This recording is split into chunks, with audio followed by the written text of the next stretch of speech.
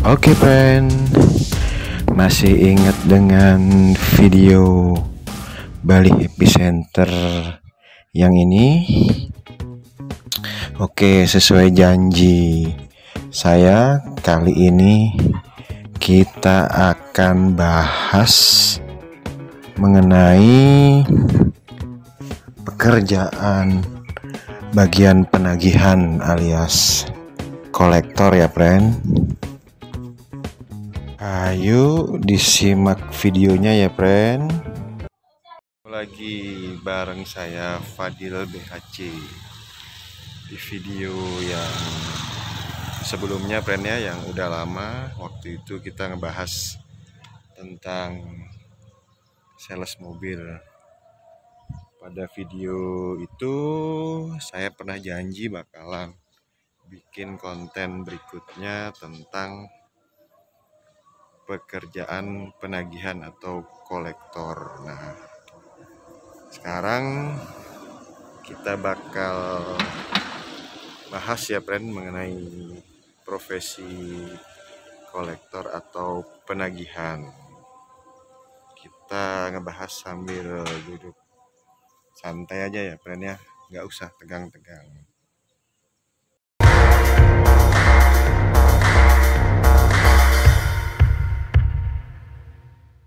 Ini ya, friend, kenapa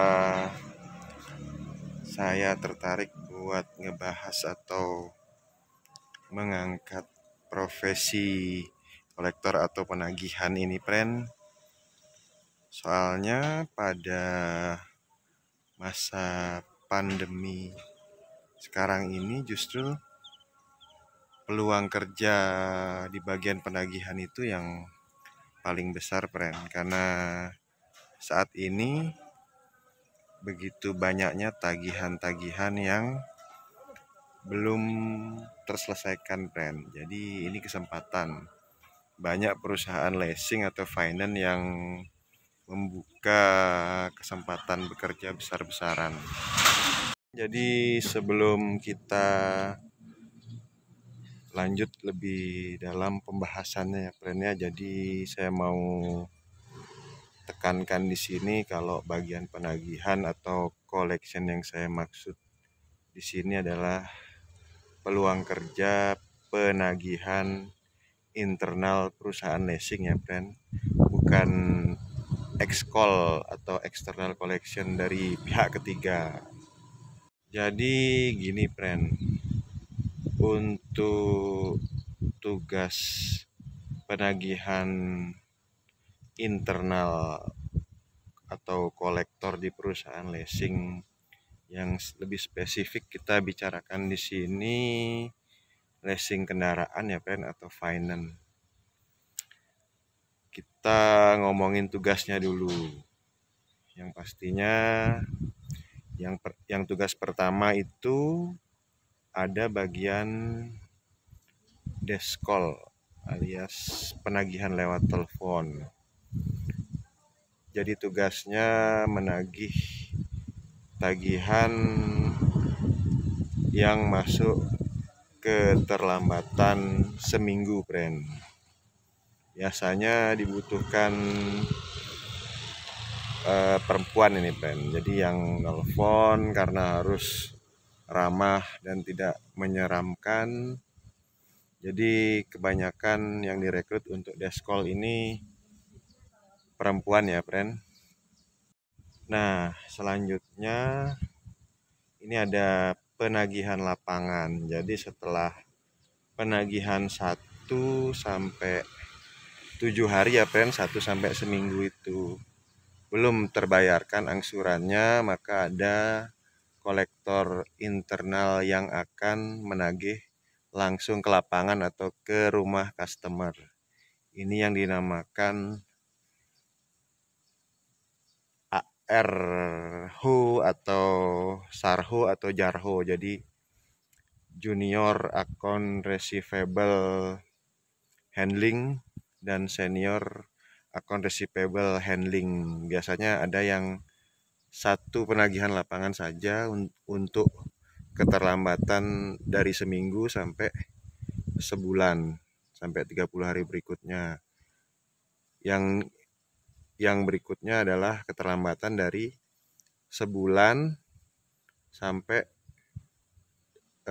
30 hari kemudian. Jadi udah keterlambatan masuk di 60 hari sebelum ditangani oleh external collection atau yang biasa dikenal dengan debt collector, friend.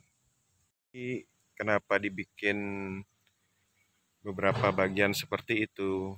Pasti pertanyaannya seperti itu ya, friend, ya. Dibikin adanya deskol, terus Jarhu yang juniornya yang keterlambatan seminggu sampai sebulan ya, friend. Terus dilanjutkan sama Sarho atau seniornya ya, friend, ya. Dari keterlambatan sebulan sampai 60 hari totalnya. Itu sebenarnya menekankan di sisi humanis perusahaan sendiri, friend. Agar konsumen juga nggak kapok ya, friend, untuk melakukan kerjasama dengan perusahaan leasing tersebut. Oke, jadi pada intinya baik tugas deskol, terus jarhu maupun sarhu itu intinya menagih secara humanis ya, friend, ya, tidak dengan kekerasan. Walaupun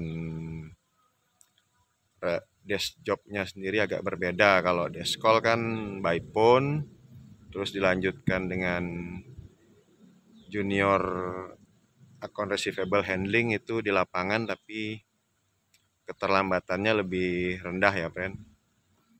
Terus dilanjutkan dengan senior account receivable handling yang keterlambatannya di atas sebulan. Intinya mereka menagih secara humanis. Jadi perusahaan itu menekankan penagihan itu secara humanis, artinya customer masih mampu di maintain, brand. Jadi saya nanti akan kasih tips menagih juga ya, brand, ya. Gimana caranya melakukan pendekatan yang baik. Jadi customer juga nggak ngerasa tersakiti ya, friend, ya. Oke, friend, jadi yang selanjutnya saya mau kasih tips atau masukan ya dari saya ya. Kalau untuk penagihan, yang utama itu adalah gunakan empati ya, friend, ya. Jadi berusaha tempatkan diri Anda sebagai customer dan seolah-olah bersama-sama untuk mencari jalan keluar terbaik bagi si customer itu sendiri.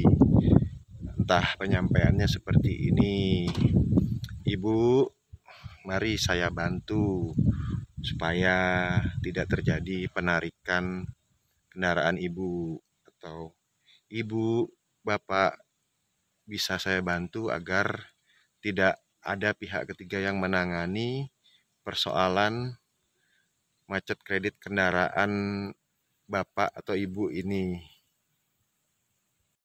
Lebih baik dibantu penyelesaiannya oleh kami saja, Bapak, Ibu." Nah, itu dah kata kunci yang penting, friend. Jadi jangan pernah menagih dengan kasar, friend. Karena coba berempatilah. Kalau posisi kita ada di customer itu sendiri, kita menagih dengan kasar, bisa-bisa kita sendiri bakalan dikeluarin pistol atau samurai. Apalagi kondisi seperti ini, friend. Berusahalah berempati, menempatkan diri kita di diri orang yang kita tagih itu. Pasti akan ada jalan keluar yang terbaik, friend. Nah, itu dia tips dari saya, mudah-mudahan berharga ya, friend, ya, untuk diterapkan di lapangan nantinya. Ya, friend, dan satu lagi yang penting dan menarik untuk dibahas itu ngomongin gaji ya, friend, ya. Rata-rata perusahaan leasing otomotif itu untuk bagian kolektornya itu gajinya lebih besar dari marketing, friend. Ya, itu wajar karena kerjanya pun lebih berat. Menyelamatkan aset perusahaan itu berat, friend. Ya kan, friend? Jadi saya mau sampaikan sesuai dengan pengalaman saya sendiri kan itu dari tahun 2005 sampai 2008 ya, itu saya memang di bidang penagihan, friend. Saya nagih itu sampai keluar pulau, Bali, Lombok, sama Sumbawa. Jadi penghasilan yang saya dapat itu selain gaji UMR ya, friend ya, mungkin UMR sekarang itu 3,5 juta, belum bonus target ya, atau bonus prosentase dan tunjangan-tunjangan lainnya, tunjangan bensin, terus tunjangan telepon, uang makan. Ya kalau tidak capai target ya per bulannya itu yang bisa saya dapat itu sekitar 4,5 jutaan. Kalau masuk target itu bisa di angka 16 jutaan itu bahkan, friend.